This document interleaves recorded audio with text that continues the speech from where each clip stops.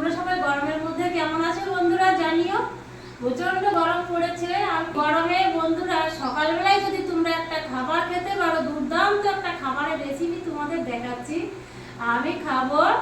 এই দেখো সেই খাবারটা কি বলো তো, দেখো তো সবাই চিনতে পারো নাকি? আমরা গ্রাম বাংলায় খুব ভালো খাই। সকালবেলায় এই গরমে যদি এই খাবারটা খাও খুবই ভালো হবে, তোমাদের পেটটা ঠান্ডা থাকবে, মনও ঠান্ডা থাকবে। রোদের এত তাপমাত্রা বেড়েছে যে গরমে টেকাই যাচ্ছে না, যে পেটটা যদি ঠান্ডা থাকে তাহলে সবই ঠান্ডা থাকবে, একটু দেহটা ঠান্ডা হবে। আর এত তাপমাত্রায় কৃষক বন্ধুদের বলছি তোমরা মাঠে কাজ করবে খুবই সাবধানে, না হলে কিন্তু স্ট্রোক হয়ে যাওয়ার সম্ভাবনাটা বেশি।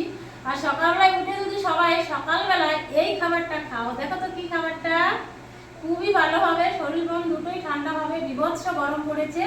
আর দেখো আমি সকাল সকাল কি খাবার নিয়ে বসেছি।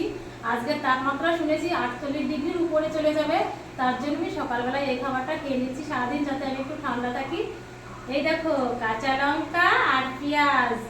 কমেন্টে জানিও এই খাবারটা কি কি খাবার খাচ্ছি আমি, আর এটাকে কি বলে, কি খাবার বলে সেটাকে জানিও আমাকে।